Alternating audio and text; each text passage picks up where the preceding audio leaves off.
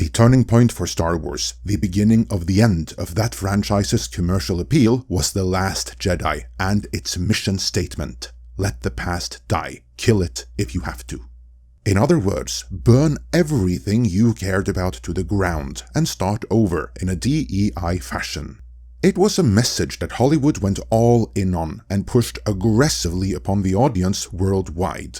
The audience, however, pushed back, and everything a Hollywood currently in flames fought so valiantly for is in shambles and on the cultural retreat. The Hollywood elite is not taking that well. Let's dive in.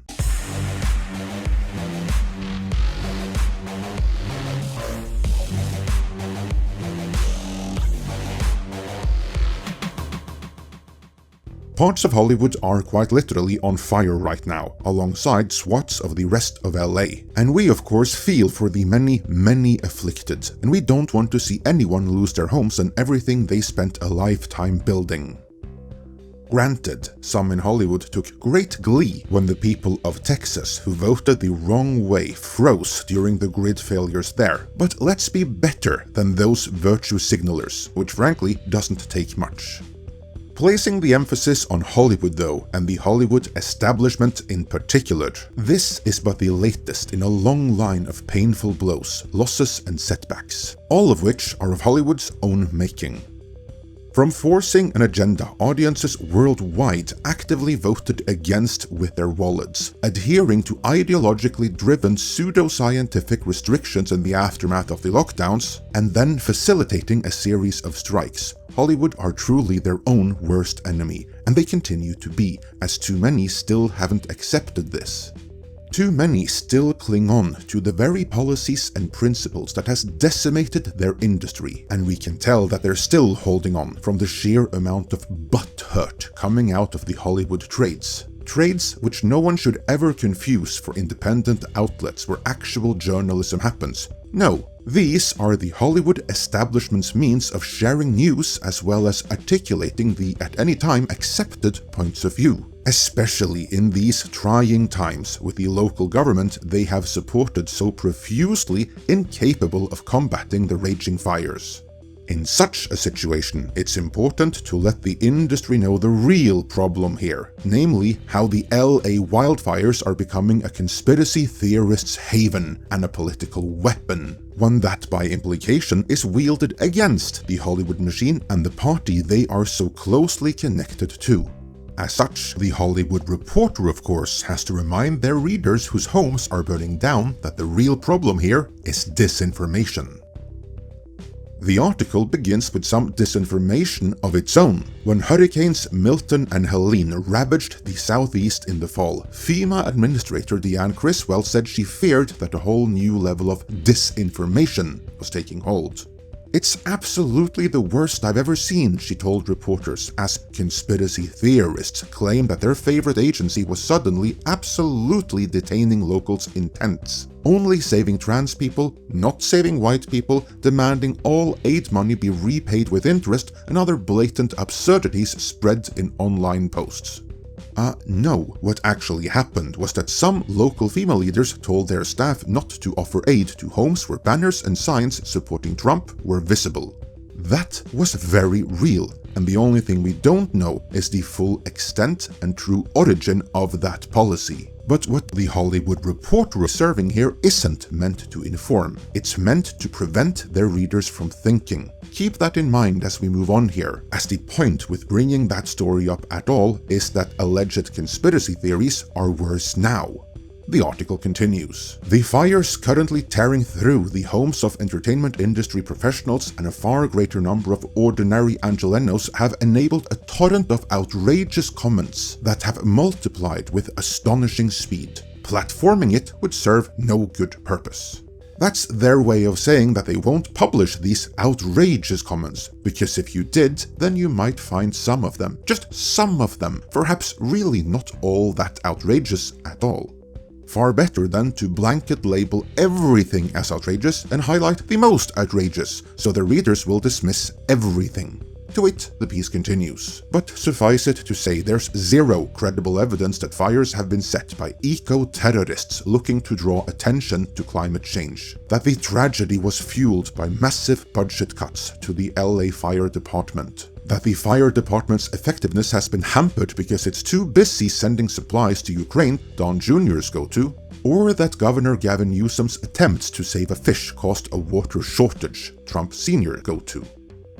Such dispatches from imaginary land haven't been limited to MAGA. Moderate Republic strategist Scott Jennings on CNN on Wednesday night somehow connected the devastation to DEI hiring at the LA Fire Department. He was promptly shot down by the panel. A panel of good establishment chills who know their place, that is.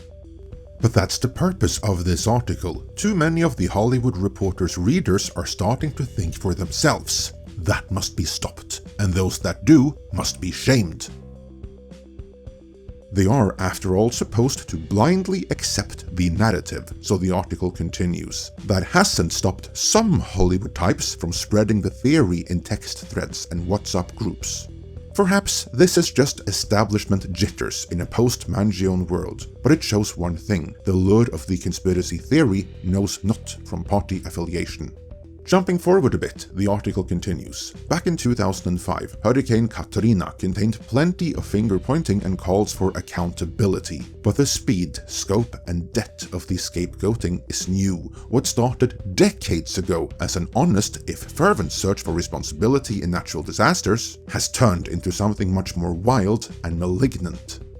Then, of course, comes the projection, or rather, accusing the other side of what they themselves are guilty of. A hallmark of cluster B personality disorders, as well as a hallmark of the global left. Laugh at these inanities, but these theories often serve an end, especially on the right, to help politicians and movements score points with their base. They are the lifeblood of a beast that must always keep its followers lathered up and a villain in its sights. Says the Hollywood Reporter as they're doing just that. And in this particular case, the enemy is alleged conspiracy theories and disinformation, and anyone furthering it.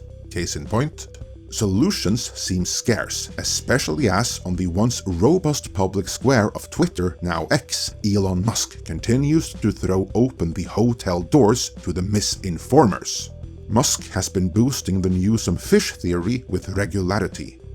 Keep in mind that the Twitter they refer to as once robust, we know courtesy of the Twitter files, in reality was a deep state tool riddled with bots. Bots which even helped lead Hollywood astray, as all those modern audiences they thought were the wave of the future were in reality, for the most part, bots. Which would be why everything, and I mean everything, made for this modern audience tends to flop, and flop big time at that.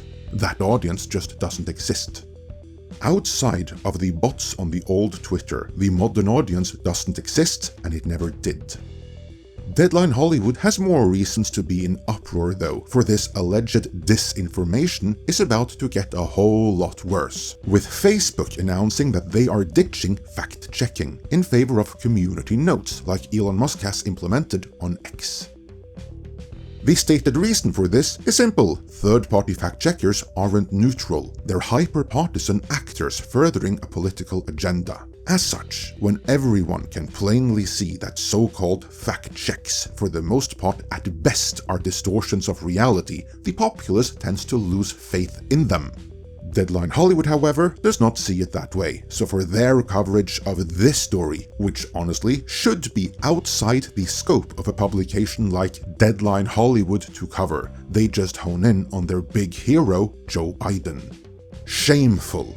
Joe Biden slams Meta and Mark Zuckerberg for dropping fact-checking in what could be outgoing POTUS' last press conference.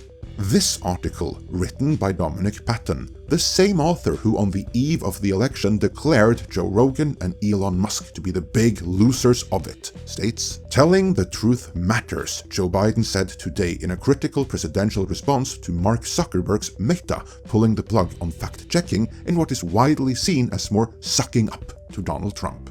Patton lets us know how angry he is about this, at one point labeling Zuckerberg as surf bro looking. Patton has more reason to be angry though, as Zuckerberg also admitted that DEI programs can go a bit far, to which a horrified Patton stated, chillingly, like much of corporate America in the new Trump era, Meta today said it would be ending DEI programs, ones that Zuckerberg himself previously praised as vital to the company's growth and success. I think we can surmise that Zuckerberg lied when he said that, as more and more companies are finding out that DEI tends to have disastrous bottom-line consequences. And even the McKinsey report, which pushed for DEI in the first place, has been, shall we say, disputed. All in all, these are not good days for industry trades like Deadline Hollywood, or more accurately, these are not good days for the Hollywood establishment, which sets these trades' agenda, because contrary to the mantra that they've had their underlings recycle for years, they've suddenly been exposed as having been on the wrong side of history, and they can't accept that.